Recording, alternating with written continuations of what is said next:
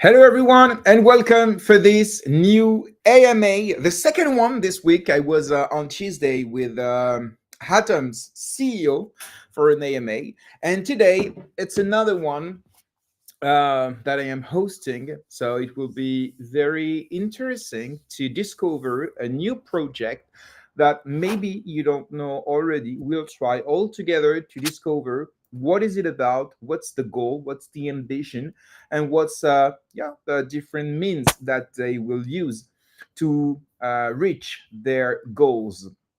The project is timeworx, and today I will receive Radu Marin, who is the co-founder and COO of timeworx, and he will be answering all of our questions for over an hour.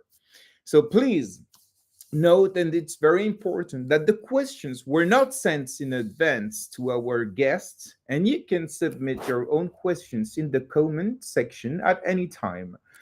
The two best questions will be chosen and will share $50 in crypto at the end of the show. So ask your question in the comment section. We'll choose the two best ones and they will win $50 in crypto. You will have to follow me on Twitter and to comment under the link of the show on Twitter to be eligible. So before we start and before we receive our guest of today, don't forget to retweet and to like the show on Twitter. Also, activate the bell if you watch us, if you're watching us on YouTube. And yeah, show us your support in the comment section, tag your friends, and yeah, send us some strength. I'm counting on you to give this show a boost. And now, so please allow me to welcome our today's guest, Radu from timeworx. Hello, Radu, and welcome on GM Web3 MultiversX for this exclusive AMA. Welcome. Hey everyone, bonsoir, DRM. Thank you for having me here. You speak French? Je compris rien. Okay. Do you want to say a word to our French community, which is big? I'm not very good at French. It has never been my go-to language, but bonsoir and merci beaucoup. That's a bit all of the French I know. It's perfect. I wouldn't be that good in Romanian, so it's fine. It's Yeah, my dad is probably gonna hate me for this because he's a big fan of French and he's a good French speaker, but I've never been that passionate about. okay. You never been to France, Paris, or any other I cities? have been. I have been to France on multiple occasions, and it's lovely. Oh yeah, it I can't wait to go back. Okay, okay. Let's meet there when you come. Let me know. I live near. So yeah, it's a pleasure to have you. I think we already had an interview together a few months ago, Yeah, and now we did. you. Yeah, sorry. Go ahead. No, we did quite some time ago, and I'm glad to be back here. So You've been through a lot of things since, so yeah, we'll try to figure out. But of course, people that are here with us don't know you, maybe. So we'll start from scratch. And yeah, so first of all, can you tell us a bit about you, your background, and yeah, how maybe you discovered cryptocurrencies, Bitcoin, and maybe EGLD, or I don't know. So tell us about you a bit, please. sure thing, sure thing. So first of all, hi everyone. I'm Radu. I am a co-founder, one of the co-founders and COO of timeworx. My background is in software engineering. I've been doing this for quite some time. I think I'm running on 14 years now. Started in mobile, did a lot of mobile, was one of the first mobile engineers. We started back in 2010, a few of us. So yeah, we still remember the days when you couldn't take a photo because your phone ran out of memory, that kind of stuff. Um, One thing I think a lot of people don't know about me is that I always keep one foot in academia and the other in the industry. And I've done this throughout my career. So, aside from being a software engineer in startups, in corporations, and so on and so forth, and now in my own startup, I'm also a lecturer at the University Polytechnic of Bucharest. I did my PhD here, and I'm currently teaching a new course starting this semester, which is on decentralized app development.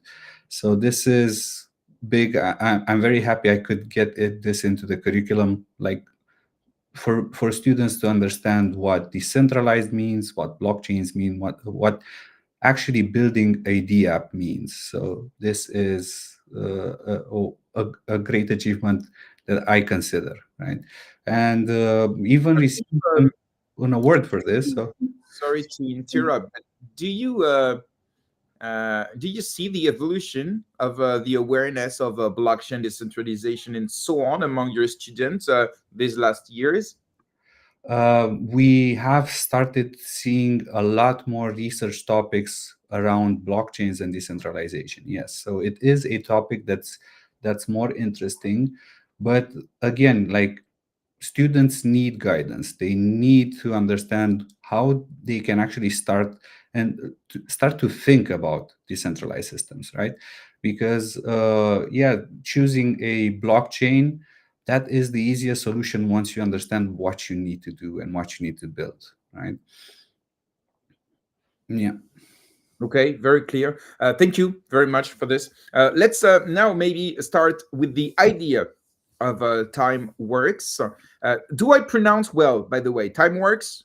Yeah, that's it. We make your time work for you. So it's time works. Perfect. So yeah, how came the idea in, I don't know, your mind or someone else's mind? And can you tell us what about the origin of the project and maybe the co-founders?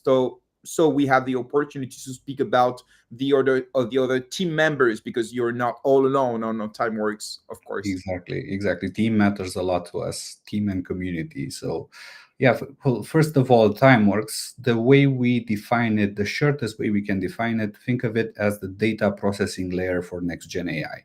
So essentially, it's this confluence between AI and No, blockchain. no, no. We will pitch just Oh, after. Now I want how came the idea the from. idea for it. Okay, cool. Let's go back a few months or years ago. Why and how did you have Sure. this idea? After, don't worry, I will ask you to pitch in a. No worries. Okay, No let's go. worries. Okay. So it was a cold winter evening. Oh, okay. So, me and my other co-founder Alex, who is the CEO, we were what we were actually trying to do is to train an AI model. And what we like a problem that we soon reached is we've hit a few brick walls, right? We needed data to be labeled. We needed fine tuning, but we could not find any services that could do this diversified, who could do this at actually a reasonable price. So we started digging in more into the problem. Like there are big players in this market. It's a $4 billion market, data labeling, right?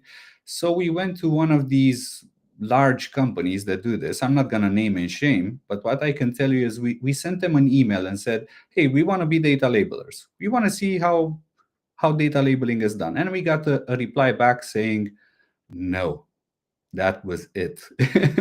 So you can imagine that we hit this brick wall where we found this extremely centralized space where digging more into it, we've seen how it's starting to become this giant big tech industry that's pushing data labeling into, I don't know, poorer countries. We're losing diversity. We're losing a lot of, we're gaining a lot of bias in this data. So we discovered this way where we could create a decentralized platform that allows data processing to happen and to actually create a space like an ethical open space where AI can be developed, not just data labeling, but data processing in general. Because what we found is there's this virtuous cycle, right, between manual data processing, which can then turn into AI, which in turn replaces manual with AI processing, right? And this is a virtuous cycle that we are actually trying to capture in our solution. We're all about bringing human and AI agents together in a platform where they can choose to participate in processing data, whether for labeling, fine tuning, or just plain old processing data, right? And this all came out of that dark evening where we were trying to train that AI model for sentiment analysis on social media posts, right? Um, and that was it. And this was for crypto. We were planning on building something for crypto, and we hit this brick wall. And it's nice that sometimes we hit these walls and we uncover gaps in the industry and we pivot towards them, right? I don't know if that sentiment analysis tool that we wanted to build would have been more successful, but I can tell you that the journey we started is more than awesome right now. So we're discovering things, we're doing research, we're building a product that we believe in. And Alex and I, so we go way back. We've been working together our whole careers. I think we started at the same company, and then we just moved together throughout companies, and then decided to build our own product together. And the team we have alongside are people that we've known for a lot of time. We've worked for them from a lot of time, and the synergy is great. Like, we do everything internally. And when I mean everything, I mean product engineering, delivery, research, marketing. It's all done in-house by a team like I couldn't have wished for a better team. And Where are this you is based? And where are you based? Are you a full time? Do you have office, or you're just all home office? Just let's try to understand how is structured time works. If you agree. Sure thing, sure thing. So let's say our marketing unit is in Lithuania. That is the unit that deals with the tokens, and we have a development unit which is in Romania. This is where all of the operations happen technically, right? The development for the platform happens, and our team is, I think, mostly Romanian. We do have advisors. We have advisors from Lithuania. We have advisors from Romania, like great people that we've met along the way and which are helping us really like build a top tier product here. And yeah, we are full time. Aside from my passion for teaching, timeworx is what I do, right? And this is what we do. We've dedicated our time, our resources, we've bootstrapped, we've put a lot of effort and a lot of energy, but we're getting a lot out of it as well. Okay, okay. Thank you very much for this. Let's speak about TimeWorks a little bit. First of all, can you not a little bit, but let's speak about it. First, can you pitch TimeWorks in less than 30 seconds? Oh, I talk a lot and I talk fast, but I'm not good with That's timing. what. But after, don't worry, we will deep dive into all the part of the project. But first, yeah, just like another view in less than 30 seconds. I'm sure you can do it.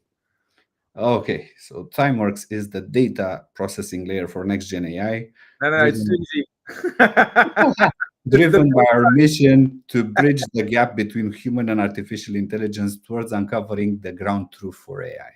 How does that sound? A lot okay. of words. I'll deal with it. I'll deal with it. Okay. Thank you. Thank you very much. So my first question will be about the platform, the product, the app. So tell us, what's the user journey for the user and for the client, the maybe B2B companies that will require this data. So tell us in a very simple word so everybody can understand, how does it work? Sure thing. So for people, it's simple. In less than a minute, you get from installing an app to contributing to data labeling. Like, we've made everything frictionless. This is something we've seen in this industry that is horribly, horribly wrong. Is that it's a very hard process to get into the data labeling. What we do is we simplify things. You have a mobile app, you install it. You don't have to connect your wallet from the beginning because we're trustless, right? We have to gain your trust. You can connect anonymously, start solving tasks. You do receive those rewards, but we don't know your address up until you connect the wallet. And when you feel comfortable, just connect your wallet. You can claim your tokens, you can stake your tokens. Everything should be simple, right? So everything is done through this mobile app. You get insights into your performance through it, and you just pick and choose whatever you want there. And we give you hints on how you can be better. This is like the user journey for mobile. It should be seamless, clean. Like you should have this in your pocket if you're in line at the store or if you're waiting for the bus. Just, you know, for 15 minutes instead of mindlessly scrolling through social media, you can actually contribute to the future of AI and get rewarded for it, right? Now, on the other side, for B2C, we're still building this out because we are building out our customer discovery processes, right? So this means that we are doing interviews with clients. We want to understand how it is. Right now, we're discussing with a lot of customers to better understand what they need. We will be soon launching, like Q2, Q3. We want to launch our beta for companies, and it's going to be similar for people that have done AI or ML. Maybe something like teachable machines makes sense. It's a simple platform where AI engineers can go into, and this is what we're going to be building. And through natural language, you can start saying, I want to build this AI model. I have this data. Help me label it. And the system will actually create all of the pipelines to do all of that data processing. And what's interesting between these two, so the B2C and the B2B, we have a business model which is Web3. It's based on bidding. Just think of it like ads or like gas on the blockchain, right? I'm a company and I'm saying, hey, I'm getting a recommendation. If you want to process that data, it's going to cost you this much. And it's based on historical facts, right? What has happened previously for that kind of data in the platform. When you're a user of the platform, right, you're a data labeler in the platform, you will choose to solve the tasks that fit your compromise, right? You feel that it's fair to earn that reward for doing that task. And you see, it's gonna be this constant balance between the two, right? Of course, people will always want to get paid more, and companies will want to get paid less. But it's this dance they need to do to actually figure out what's the correct price, because maybe sometimes companies will discover that what they need to do is too expensive for what they can do, and otherwise they'll be corrected by the market, right? And this is what it should happen. Like, our platform does not enforce pricing. What we do is we enforce what's the cognitive effort, so how hard it is for you to do that, right? Because of course, the harder something is, the more it should be rewarded. But at the same time, again, let the market decide, right? Maybe something is harder, but it is less useful for real world, right? Real world use cases. So sometimes you might see that easier things get paid better than harder things. It's not something that we should decide, but it's demand and offer. It's a free market, and we should have open and free market principles in Web3, right? This is what's it all about. And one thing I'm going to give you a sneak peek, because we keep on saying companies as customers and users as labelers. What we want to do in the future is actually um, expose people to next gen AI. So some of the AI models that we train, we want to allow people to use them, right? Imagine we're still ideating a lot on this, and we're doing some user interviews as well. But in the same app, how would it be for you to have your personal chatbot which links with different AI models, and you can start telling it, hey, I have this image. I want you to remove that person from this image. I want you to add this person in the image. I want you to turn it into a GIF.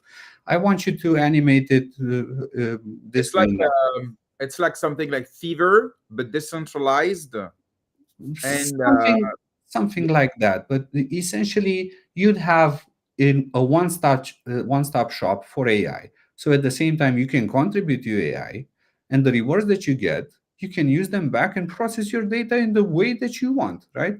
We're working on some things that are like augmented intelligent reality. In the same app, you could start your camera feed, and it could provide you with intelligent augmented reality, right?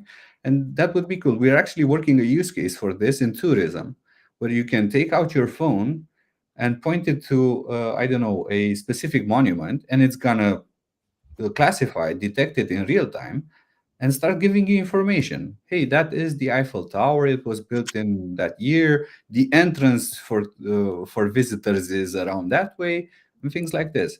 Of course, I'm looking towards the future. So step by step, we want to start integrating this, and I think it's a great way to expose people to what AI can do in a way that's useful for them, right? Okay. Right now, we do have ChatGPT, we do have Gemini, we do have Claude, we have Grok, we have DeepSeek, right? And people are exposed to AI, and they're going to be exposed more and more to AI. But at the same time, we need it to be integrated with a lot of things, right? And ChatGPT is trying to do this, Gemini is trying to do this, but we should be decentralizing this, right? Allowing anyone to enter this space and be able to offer their AI models for you to use. Okay. Thank you very much, Radu, for this complete answer. I'd like to speak about blockchain now. You launched TimeworX on MultiversX originally, and after you opened to Injective. So, can you tell us about the choice of the blockchain, the original one, after what you decided to move or open? You will explain what's the strategy behind, and after the third part of the answer, and of course take your time, of course. What's your ambition in terms of omni-chain, cross-chain, inter-chain interoperability, or whatever you call it? uh, Mhm. so yeah, like a chronological between, yeah, MultiversX, injective, and the future. Take the time to answer. Okay, perfect. So for us, what has been very important and what we planned, actually, this was planned before we launch, we want to be multi-chain, and we achieved this. So we wanted to be multi-chain from day one. We started with MultiversX. Like we had experience with MultiversX, and we've known them for quite some time, like close to their inception, right? And we've used their technology, and it's awesome. So we initially built timeworx on MultiversX, and this has been great, even attracting the community. We knew a lot of people in the ecosystem, so this has been a very good starting point. But what's important for us is and what we realized, that we want to shift data labeling from currently how it's done, like thousands of people doing 8 hours a day. And I don't know, GRM, could you do this 8 hours per day? Like process data for 8 hours per day. Would you ever consider doing a job like this? No, I am not a Philippine habitant.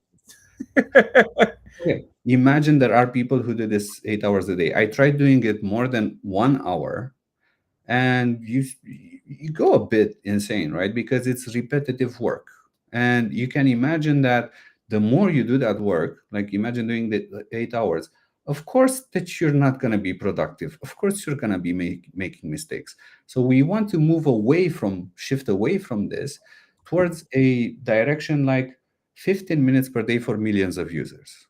And if we want millions of users, it means that we need to be able to scale, right? So we started with MultiversX and began our expansion. We then went to Injective. With Injective, we started working a couple of years ago, and we have a great relationship with them. Like their team is awesome. Their tech is very good as well. There are a lot of discussions and about partnerships between MultiversX and Injective, and I think we've all seen them at different events where this has been discussed. So, of course, we wanted something that would be bridgeable easily, and at the same time with great tech. And we discovered Injective as an awesome team, so we expanded there. From our point of view, we're not moving anywhere; we're expanding, and we will continue to expand. What we wanted to show people, like before we launch, we have the technical capability to actually do this, right? And we understand how to do that. Imagine from Injective, they're in Cosmos, and it's easy to expand into other Cosmos chains. There are other blockchains that we're looking into, like Solana. it's all about like creating that trust within these chains and growing our community in the way that we have been doing organically. Like we are attracting people that actually want to contribute here, and we've found great people in these communities that understand what we're doing, they believe in our mission, and they actually enjoy the app. Like I'm gonna give you like a small spoiler from our metrics. There are like 1,000 monthly active users that spend more than 20 minutes per day doing that. And I feel like this is commitment, and that's what we're committing to this project. We're committing to this community, but at the same time, we expect commitment from the community. So, as for your question, we will always plan to expand, to reach out to other people, and then educate people outside of Web3 and bring them in. This is what my course is all about at school too, right? Educating people in what decentralized means, on principles, on the ideas that should be driving products in this space. Yeah. And we want to include educational modules in the app. Okay, And let's keep at blockchain and interoperability. We'll speak about the content go-to-market strategy on which you'll be able to speak about educational okay. content. Don't worry. But let's keep at blockchain thing. We know that Injective and MultiversX spoke in the past. I don't know if something happened. I don't know if I don't think so. We have a breach at the moment. But anyway, do you have any a goal between MultiversX and Injective in terms of interoperability, bridge layer, or something like that? And what's second question, what's the next ecosystem that you're targeting? Solana or maybe others that could bring more users and customers, of course, also. Mhm. So, in the sense of bridging, we implement that, right? So, this is something that we've done, we've committed to it, and we will be releasing a tool so people can bridge between the two, especially in our ecosystem, right? We don't deal with politics of blockchains. We are a decentralized platform that runs on both of them. So, we need to ensure that we are capable of doing that. So, we are building uh, uh, this tech, right? So in terms of interoperability, we're not worried because what's great about being multi-chain is this ability to be scalable, right?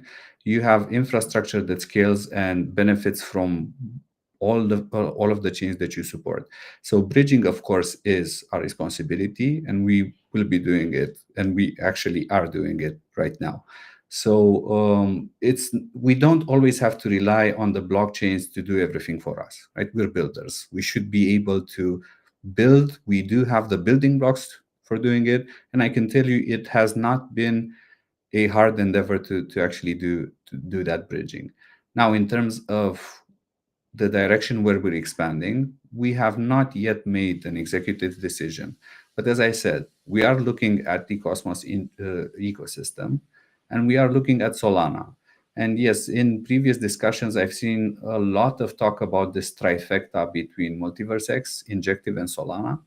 I would be extremely excited to see more official news about it. And of course, tooling. If the blockchains deliver this tooling for us, we don't have to implement it. If they don't, we build it. It's as simple as that. Okay, perfect. Thank you very much for these answers. Um, what's your relation with the Multiverse core team or the project community? Because most of my community is from Multiverse, and yeah, I'm sure they want builders to build things on it. So yeah, what's your relation? Do you have any project with other project like partnerships or something like that? Or are you focused on the next blockchain that you will integrate? What's your yeah? Okay, so essentially the relationship we have is builders on that chain. So we have met and we have discussed with engineers from MultiversX, and we have pretty good discussions with them. We've received feedback, we've incorporated that feedback, We are essentially a startup building on MultiversX. Now, with other companies, yes, there are relationships that we build, but right now we really focused on our product, right? So I agree that partnerships are really important, and we do have good relationships with people in this space. But for now, it's not our major focus. So our major focus is on getting our product where we want it, and this along the way will, of course, mean partnerships. Okay. Okay, thank you. Let's speak about competition, because we can see like application to create, provide, also to control, to how do you say in English? Just give me a second. Um,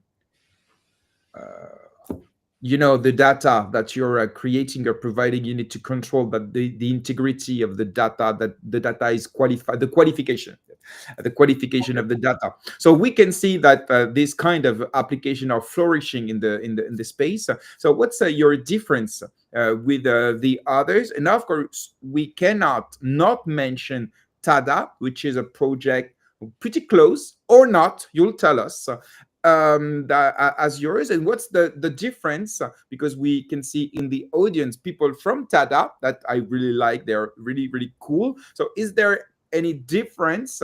And if you allow me, when people are asking what's the difference with Tada, I say, I think, but you know what the co-founder will answer, you can do more types of quests on timeworx, more different type of quests at the moment. But I'll let you answer and correct me if I'm wrong. Sure thing. Now, an important thing is that competition drives innovation. So it's good. Like if you go into a market and you don't have competition, you're There is either no very market. lucky or very unlucky. You You know can be what? very lucky. What I always say: if there is no competition in the market, there is no market. Exactly.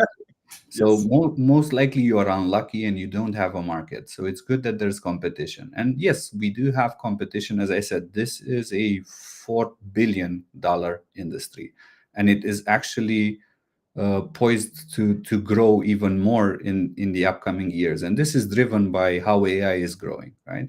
So there is competition from centralized platforms, and we mean like massive big tech, right? Talk about Amazon, talk about Appen, talk about Scale AI, right? Our edge on these are actually the decentralization part. They are very, let's say, tied into how they do business and how they have infrastructure. Imagine that Amazon has infrastructure in all of these countries. So it's overly like they are certainly on a path that they started multiple years ago, and it's hard for them to pivot. I get that. You reach a point in time where you're not a startup anymore. Pivoting means probably firing a lot of people and hiring a lot of other people and things like this. Now, in the decentralized space, yes, Tada is competition. And what's nice, we've had discussions with them, and they're pretty cool. Like we see points, common pain points, we see differences as well. Now, as you said, in diversity of tasks, most likely this is a difference because they come from a specific space training, Siri, generally on the audio side, and they're doing great work there, by the way. So it's impressive what they're building. From our point of view, we've always been general purpose, right? And this is something that we've experimented a lot, and I think our users like this a lot. We are playing around with a lot of data sets just to get a better understanding how we can expand this market and the needs that we have there. Because, of course, we can offer a lot of functionality, but in the end, it matters who buys it. And of course, we're going to go towards case studies that are more relevant for the services that we offer. But we've seen interest from companies in what we do in computer vision.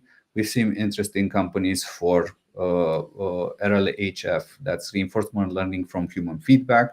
We've seen, so this is why we diversify, because we discover the potential that we can get out of this. And that's why we're expanding into the academic space. And we can, if you want, we can talk about it later or now. But Later. the Let's stay to competition because we have a competition, question yeah, in the audience, and I'll take it because it's about competition. sure. Uh, Tada has human producers and auditors, so producers of data and human people that will qualify, audit the data. Is it the same on your app, or is it different? Because we understand that you're also using AI. So can you tell us about it? It can be very interesting. Sure thing, sure thing. So we'll have to separate this a bit so you understand the both processes. But what we do in terms of decentralization, if you, GRM, give me a photo and say, I want it processed in a specific way, I'm not sending it to one person, the same image. I'm sending it to 7, 9, 13 people. And afterwards, I gather all of those and do a decentralized consensus, mathematical consensus. And there's a lot of math there because think of all of the tasks you mentioned, right? And all of that math says, okay, we run consensus on that. So maybe this is a slight difference where in Tada, if I recall correctly, it's produced by one person and then validated by three who run the consensus, three, five, seven, whatever, right? For us, it's directly the processing itself is decentralized and it is replicated and then we do consensus. But what's nice is, as I said, we're general purpose and we are strong believers in reusing things. Validation is just another step in our pipeline where we can add another block and say, after this has been processed with replication and consensus, we can run another block, another task that says, hey, verify if that was done correctly. And again, this is distributed to a crowdsource and then run consensus on it. So essentially, we want to offer a lot of control for whoever uses our platform, and they decide how do they want it, how they control the replication factor. Because you can imagine, at some point in time, more replicas don't necessarily bring benefit, right? So people can play around and see, hey, do I need consensus of 5 people, 7 people, 9 people, whatever? What gives me better results for the actual money I pay for those services? Now, um, and this is something I think different from all of our competition here is that we have designed everything to be like a pipeline where you have a task and its output goes to another task, but it can split up into other free pipelines that can later merge and so on and so forth. Because imagine data needs a lot of stages to be processed.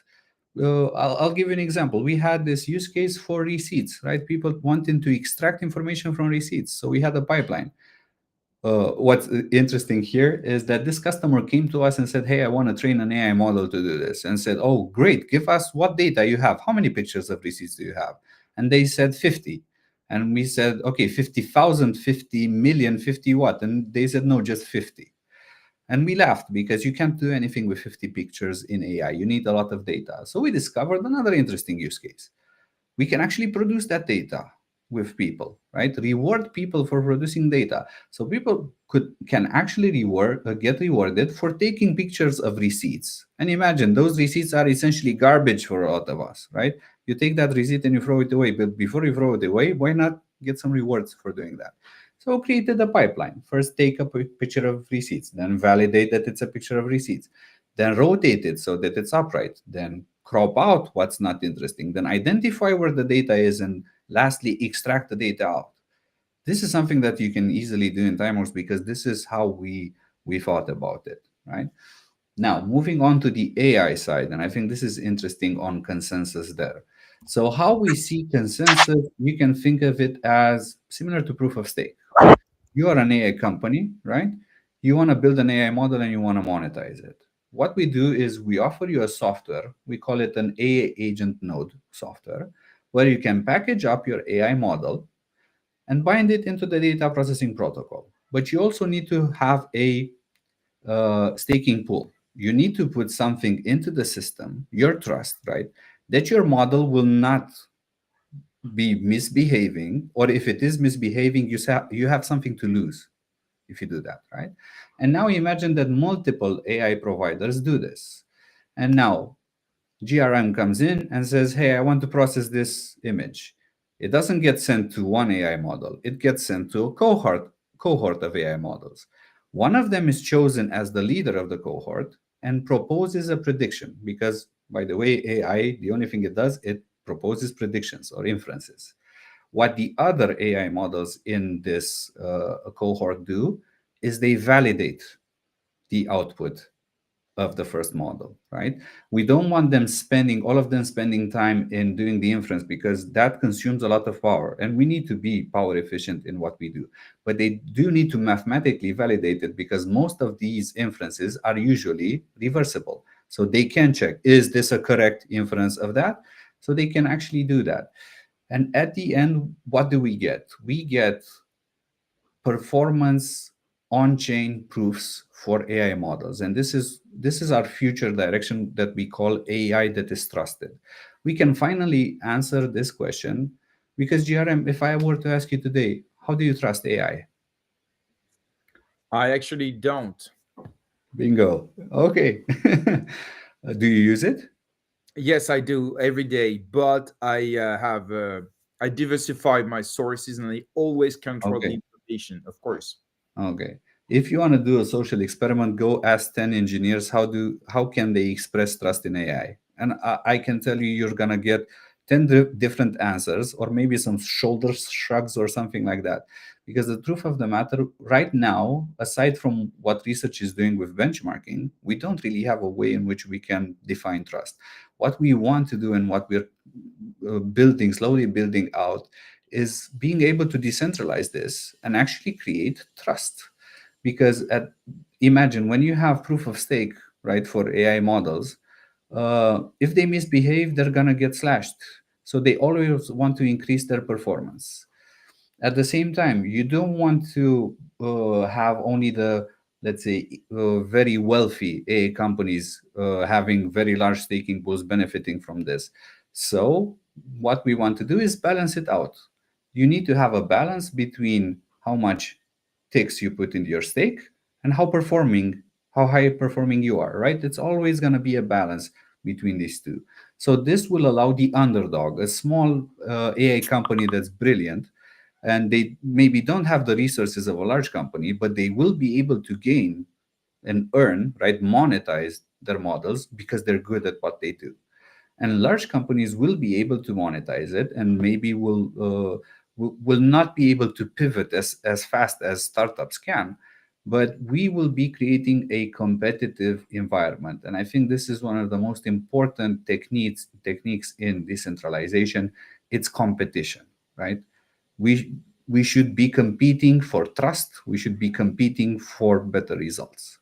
And I hope I answered your questions Yeah, there. I mean, I definitely it talk did. a lot, I know. No, it's okay. As long as it's in the scope, I'll let you speak. Awesome. If you go out, I interrupt. No, thank you very much for this. So, do you have any metrics to share? I don't know, like number of users, daily active users. Is it where is the app now? Is like a beta version or alpha, or is it completely live? So we know on the roadmap where are you now? Okay.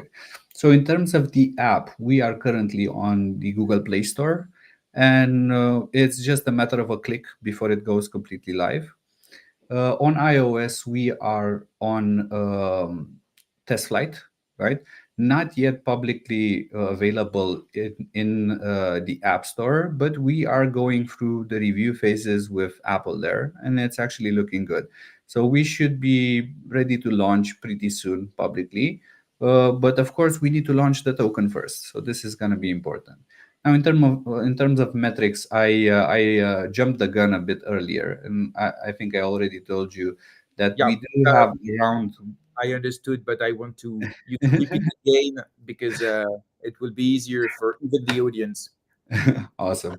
Now, this is a defect of mine. I've done a lot of technical interviews in the past, and the idea is that you always need to be one step ahead and try to anticipate what that is. So I get where you're coming from. So in terms of metrics, we have around 1,000 monthly active users that are that have an average engagement of around 24 minutes, and we see this as a big win.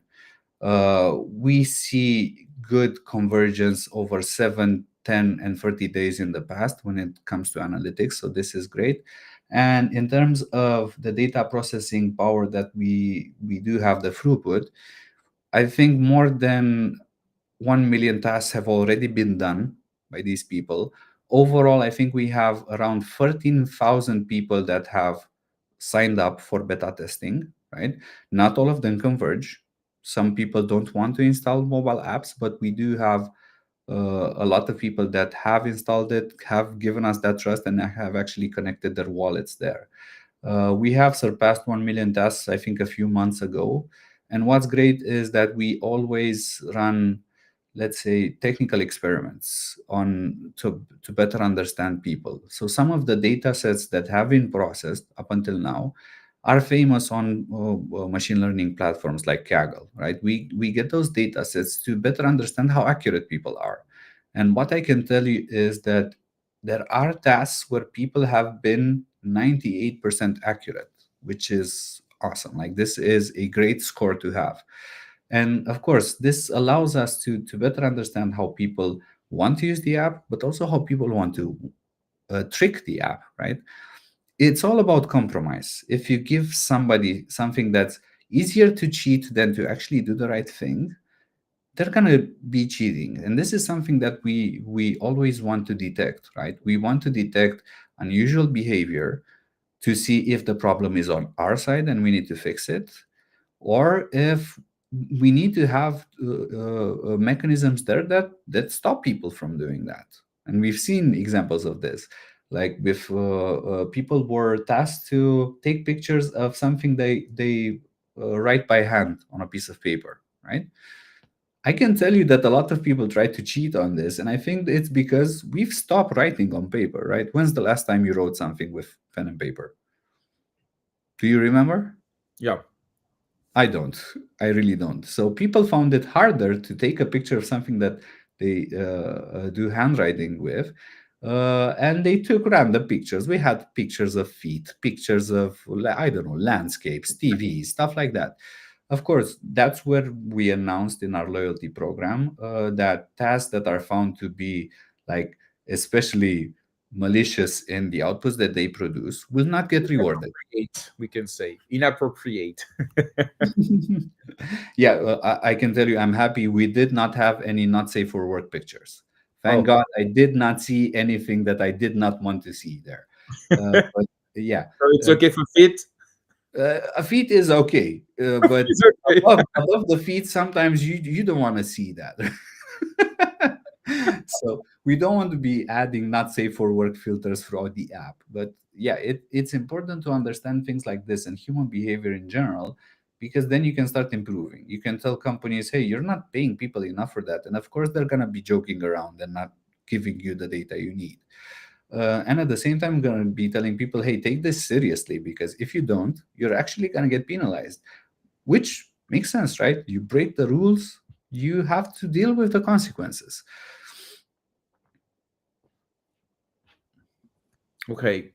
Thank you very much, Radu, for this. My second question is about your go-to-market strategy. You said it's a competitive world industry. So, and after we'll take the time to speak about the token, but let's speak about strategy, how to attract users and how to attract and maintain. Retention is very important, and you know it in every consumer app. So how to attract and retain users, and same for clients. You say that you were having many interviews and so on. So yeah, what's your strategy in this aspect? Okay, so in terms of let's say the B2C side, right, community, I'll go a bit ahead, but when it comes to retention, I think the thing that actually retains users is a solid product. So this is why we're all about listening to people, getting feedback, fixing bugs as soon as possible, or at least explaining things. And this takes a personal touch. This is not something that you can do with a bot, or if you can do with an issue tracker that people just fill out there. So we actually take personal time to go through all of these people that are reporting bugs, asking them to open tickets, and taking those tickets up until the point where we can fix them. Sometimes bugs are easier, sometimes they are harder. But I think this having a dedicated tech support team to actually address people, listen to them, listen to feedback is important in retaining them. Second of all, of course, the utility of it. Does it is it worth for them to actually use the app? And I think the model that we've proposed and the way that we're doing it has led to this high average engagement, right? So the average engagement that we get is similar to apps like social media. And that's great, right? Like people are finding this as an interesting pastime. And we've seen people that are passionate about the things that we do. They're curious about what we can be built with the things that they do there. Now, in terms of attracting them, of course, there are specific marketing techniques here, right? We need to communicate a lot about the project, the benefits. We need to be very active in social media. We've been active on Galaxy, which is a pretty nice campaign tracker there, right? Maybe people don't know it's like Zili, but different, but quite the same. Exactly. So from some points of view, it's very similar to Zili. You can do a lot of interesting things there, and of course, we've added a lot of gamification into that. So I think gamification plays a very very big It's role in it's attracting. massive. Yeah. Exactly. Now, in terms of the B2B side, what we've started to do is actually, as I mentioned, do user interviews, especially with, let's say, our more ideal customers. So how we look at customers, we classify them based on two things: if they understand the technology and if they understand the need for this technology, right? These are two very important things. And our ideal customers, we call them our ideal, they understand both the technology and the need. And these are AI companies, right? Companies that truly understand where data labeling and data processing is useful. They understand how they want to use it, and they understand how they can monetize it afterwards, which is very important. And we've discussed with a lot of AI companies, and we had a lot of surprises when doing this. We've had surprises like big companies that really don't do a lot of AI training anymore because they did not have access to data labeling. So it was either too expensive or they did not get good results out of it. So they started using synthetic data or trying to do other things there. So that was a big, let's say, red flag for us, what's happening in the industry and this change that needs to happen. So for this is pretty straightforward. We are building the product for people that actually know how to use it and need to use it. This is easy from this point of view. We're having discussions from people from very different AI companies that are interested in this, and we've actually been invited in a few, let's say, EU consortiums for EU projects, right? Because they have this need of what we do there, and we're seeing a lot of interest, and that's a good signal for us, right? If people want to attract you in partnerships, right? Maybe they can't afford to pay you right now for that, but they're attracting you in a partnership that will render you with funds and working on a product. That's great news, right? And this is like the big first category. Think AI companies. Then there are companies that understand the need but not the technology. And these are companies that generally maybe they're not even in tech, but they are going through digital transformation. They understand that they need to move on, they need to evolve, right? Maybe they don't understand how to do that. And of course, we are not essentially an AI company. We are a key enabler of AI. Of course, we do AI training, but this is not our major business point, because that would mean that we need to hire all of the AI engineers, ML engineers out there. We're more to be used by an AI engineer of the client to do that. So what this means is the more AI companies we help from the first category, the more tooling they will create for the second category, and they will bring them in as customers for us, if that makes sense. Because they will need fine tuning, they will need, so it's going to be easier for us to talk to them. And like the further we go away from these core values, the bigger the bubble gets, right? The last segment is companies that don't understand the technology and don't understand the need. So basically everyone else, they don't know digital transformation yet. They have no idea how it can make their businesses better. So our strategy there is to put out press releases, put out blogs, put out information that helps these companies understand that things can be done better, right? And this is all a staged approach that we take. We always want to build one stage that supports the next stage and the next stage and so on and so forth. Okay, thank you, Radu, for this. Let's speak about the token now, the TIX token.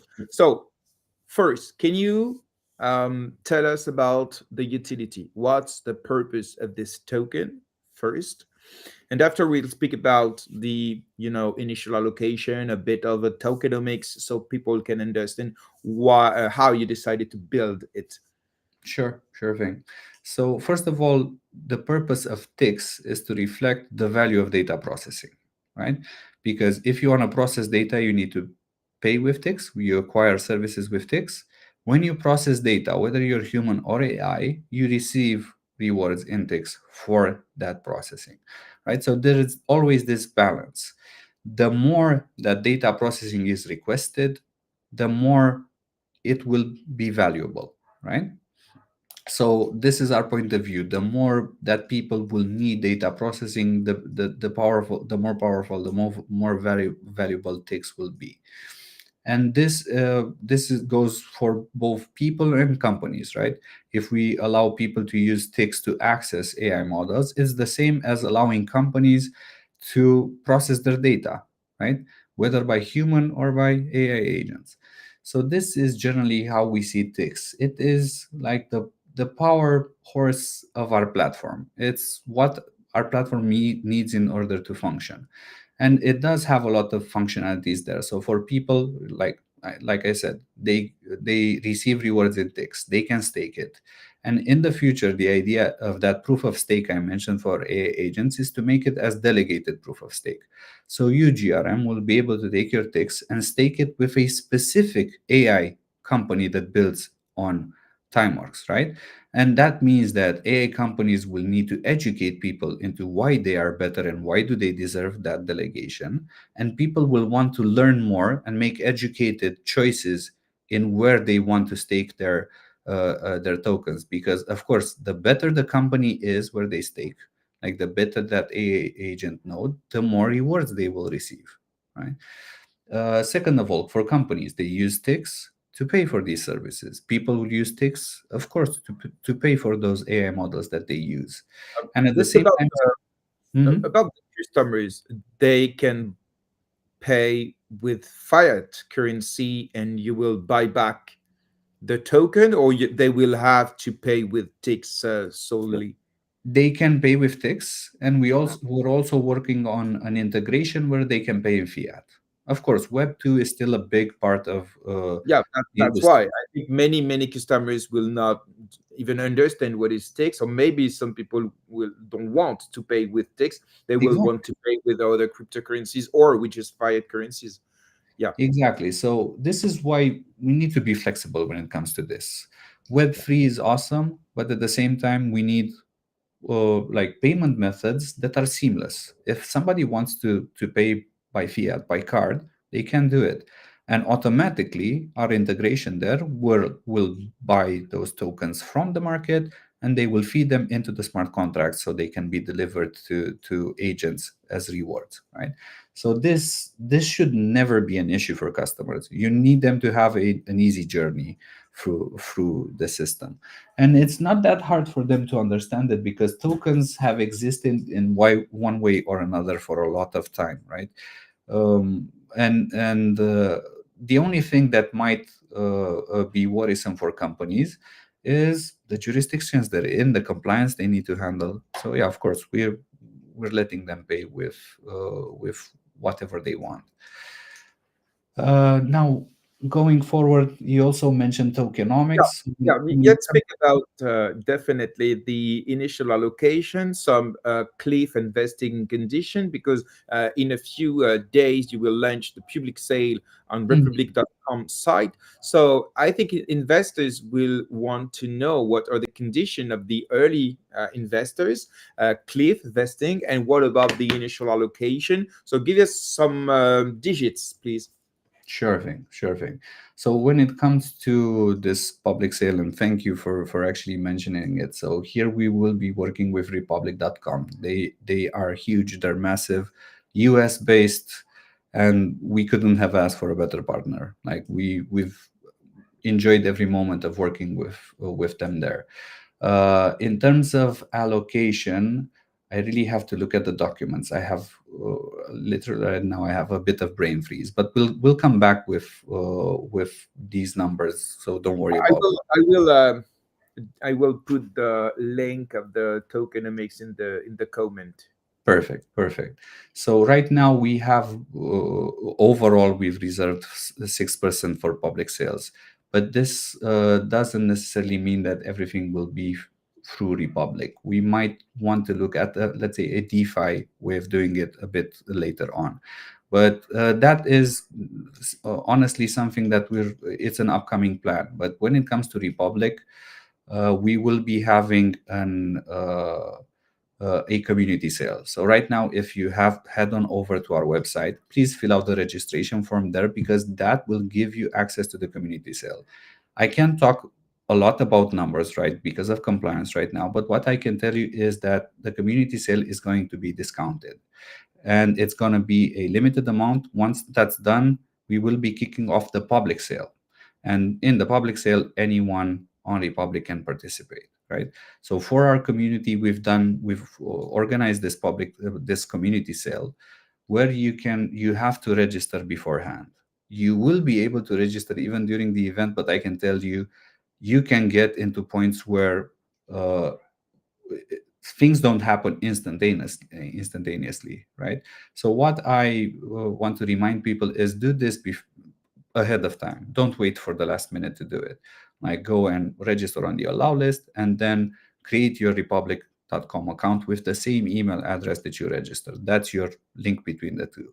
If you do this, you're ready for the upcoming community sale. And we will be sharing a lot more news about it in the upcoming days. So thank you for bringing this up. It's awesome. But yes, we want to share this with our community, and we want to launch our token because we'll also want to reward everyone that's participated, right? In through airdrops in our loyalty program, and not only that, but we've had multiple campaigns just to reward our users. Okay, thank you very much for this, and I invite everyone, of course, to take the information from the white paper, from the website, from any document that you can have. You can also find a thread I wrote this week about the project. So do your research, and if the project appeal you, go and subscribe and participate into the public sale. But let's maybe speak about the next steps for timeworx before I pick the question from the audience. What's the next step? Can you share some dates and I don't know, some milestones from the roadmap for the next month? Sure thing. Exact dates I can't, but we will be sharing more information. I can say really soon. But like stay tuned because we'll have that information there. Compliance is something that we need to deal with, and I think maybe in this space we haven't dealt with it enough. But if you want to build like a sturdy company and which respects regulations, and we do, this is why we're not announcing more than we should. Now, in terms of milestones, of course, mainnet launch, this is gonna be the biggest one. Our target was for Q1, but we want to set the expectations straight. It might be early Q2. It depends on a lot of factors, and not necessarily all of them depend on us. You know how it is. Worry about things that you are in control of and look into the things you're not in control of. So that's what we are doing right now. Um, what happens after the mainnet launch? Of course, the airdrops platform that we do have, so airdrops.timeworx.io, will get updated and people will get a better understanding of when this when all of the drops will happen. Second of all, our mobile apps will be launched publicly on Google Play and the App Store. And afterwards, it's something that we like to call into the big unknown. So, into the big unknown, we do have some interesting milestones there. So, what we want to do, especially in Q2 to Q3, is deploy our console app. So that's the business side of things where companies will be able. And this is going to be an interesting prototype where we want to be iterating fast based off of customer feedback. Second of all, we will be bringing in more gamification features into the app. We will be bringing in education features into the app, and they will all be seamlessly integrated into our flows there. We will be kicking off our university outreach program. This is our pledge to help universities in processing their data. We've been on the other side in universities having data and no funds to process them. Now we want to repay like universities for what they've done for us. So we will be helping universities out. And we have reserved an allocation of our tokenomics for actually doing that. Second of all, growing our customer base and building our customer discovery pipelines. This is something very important for a company to discover their market fit. So essentially, this is why we are doing the public sale. The public sale will help us fund our market fit, right? We want to get up to 7 paying customers by the end of the year. What we can tell you is that we already have one and we're working on things and we have things in the pipeline and we are getting great feedback from it. And one maybe interesting thing is we'll also want to expand the user app to also have web support.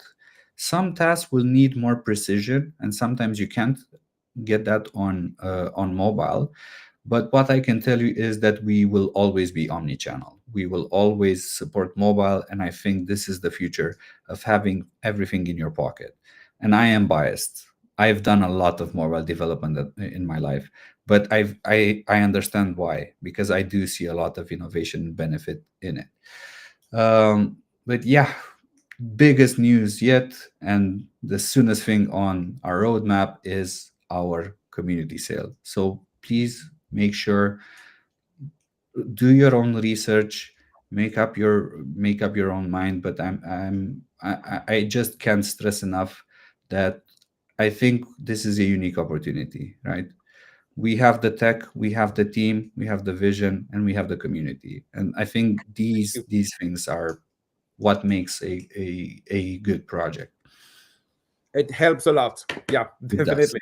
Okay, so thank you very much again, Radu, for your answers to all the questions, even the tough ones. Let's pick some questions from the audience. Um, mm, mm, mm.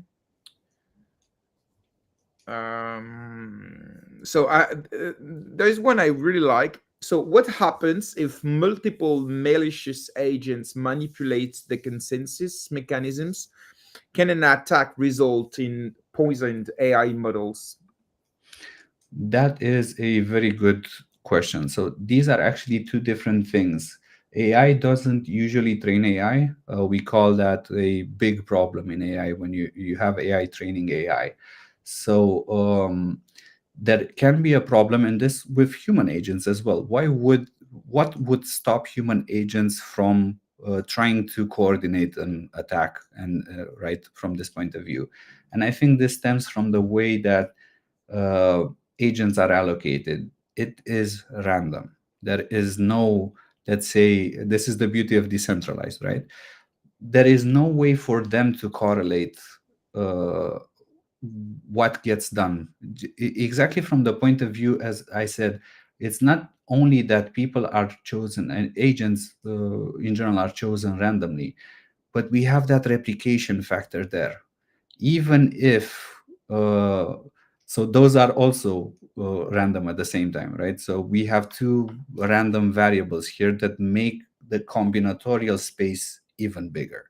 So it's gonna be, I'm not gonna say it's impossible because nothing is impossible, but it's gonna be hard for them to correlate.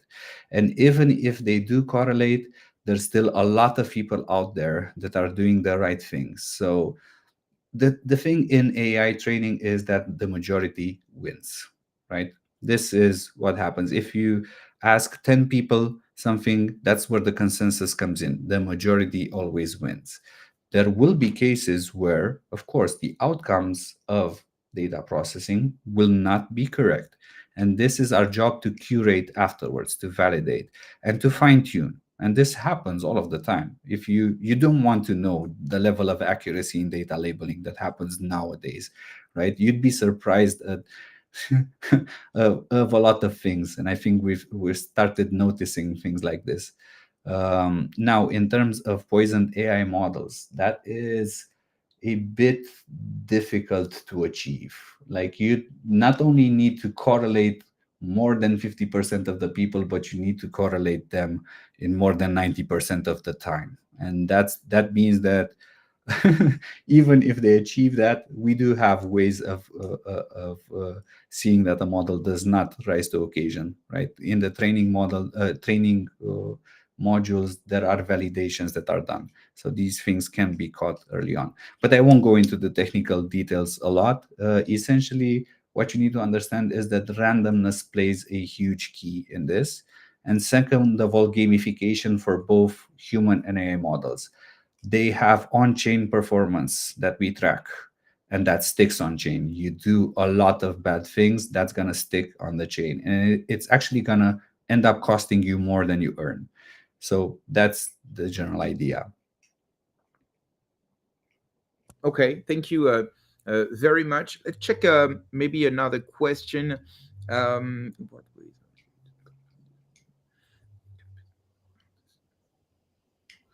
um, yeah, maybe there's a question. Um, you already answered a bit, but we'll try to focus on it. It's the competition with large companies like Amazon and so on. So, how will you achieve and try at least to take advantage with these big companies, and especially with small and medium businesses? Okay. So when it comes to large companies that are our competition, right? As I said, it's very hard for large companies to pivot. And I think we've seen this before. When a disruptive technology comes in, usually large companies will ignore it up until the point where they can't, and usually they'll be too late to actually change it. We've seen things like this in the past. If you remember what happened to Intel about Android, where they said, yeah, the chips that run on the chips we have are good enough for mobile. I don't know if Android is going to be good enough. They switched gears way too late. They A couple of years later, they tried to pivot. They hired a lot of people. They lost a lot of profit. They lost a lot of margin, and in the end, they ended up firing their entire Android division. Things like this happen in industry, and they happen because of disruptive technologies. Now, I'm not saying it's going to be impossible for a large company to do it, but instead of fighting them, what we want to do there is actually offer them the possibility of integrating us into their workflows, right? Imagine being able to be a large big tech company that instead of investing a lot of money in building your own infrastructure, you actually use an already existing decentralized infrastructure, right? And these are some nice network effects that can be created there, and some collaborative business models that we are looking into. Now, how does this disadvantage small and medium businesses? Well, technically, it it should advantage small and medium businesses. When we decentralize and democratize, they can gain access not necessarily to cheaper, but to fairer prices, right? They understand what fair means, because this is not no longer a price that has been set in stone by a large centralized organization. Rather, it is the true market price that is driven by all of the actors in that price, in that market. Okay. So pretty much the same that is in any industry actually. So the flexibility is always an advantage for smaller companies in front of biggest ones. Yeah. Okay. Definitely interesting. Okay. Thank you very much. Let me check one more time if we have another interesting question that you did not already answered to. So just give me a second. Oh, we can. Can you mute Sorry. the time? I do this mistake all the time, so I ask the guest not to do it because it's not really interesting. So, yeah, I have question. What kind of AI models will be integrated into the platform initially, and can third-party AI developers deploy their own? So it's interesting. You spoke about it, but can you answer again this question? How to yeah, to incentivize people to integrate their own trained AI model. Sure thing. So right now we have integrated AI models, especially for computer vision. This is something, and we have integrated them to actually show people what it means to do data labeling with AI assistance. And it has been a hit. It is the most popular task in the past 3 quarters. People are doing assisted segmentation a lot in our app. For third party developers, we will be building out the support for this. And one more thing, we do have a special allocation in our tokenomics called community projects. We will be offering grants for companies, for startups in this system, AI startups that want to train, fine tune, and then deploy their product, their AI model into our decentralized data processing protocol. So support is coming. We want to actually offer more than support. We want to offer like financial support, mentoring, and like direct interaction for them to be able to integrate, because we will be learning from them. We will be learning how to do this better so we can scale in the future. Okay, okay, thank you very much, Radu. I think we are gone. We are good. Do you have maybe a final word, final thing that you would like to share with the audience, live and in replay? Because you guys will be able to watch and listen to the replay on YouTube, but also on every podcast platforms. So I give you the final words. Thank you. So as always, what I can feel is happy that people are here, they're listening, and I feel grateful for people coming in here. So I want to thank you all. Thanks for your attention. Thanks for great questions. And don't forget to follow us, ask us questions. Just Where drop is in. so sorry to interrupt, but it's important. Where is the best social to come and discuss with you, with the team, with the community? Telegram, Twitter, which one is the best? We are most active on Telegram and Discord. If Okay. you're in there, we will be definitely replying. So Okay, come send me in and the link of the Telegram, please, right now, if you can, so I can share it in the comment section. It will be, in my opinion, the best way for you to continue this AMA with the team. Thank you, and I let you continue your final word. Sorry. yes. So, as I was saying, follow us, come in and join the conversation with us. We're always eager to listen to feedback, to listen to how you see us becoming better, and hopefully see you at the community cell. We'll be very happy to receive our community there. And last but not least, GRM, always a pleasure. Thank you very much. Pleasure is shared 100%. I wish you good luck for the next steps for TimeworX. I hope you will not go too far from MultiversX. We need builders, we need people to be there. But as I always say, interoperability and cross chain is the key and is the future to expansion for companies, but also for users. Okay, open your mind and don't stay just focused on only one ecosystem. So that's what you do, guys, and I think it's a good way to do it. Thank you again. Thank you to the audience. As I was saying, you can find the replay of this show on YouTube and also on every podcast platforms in a few minutes. Just the time I uploaded, upload the sound. And yeah, see you next week for new shows on GM Web3. Take care of yourself and have a great weekend to everyone. Bye, Radu, and thank you very much again. Take care. Thank you. You too.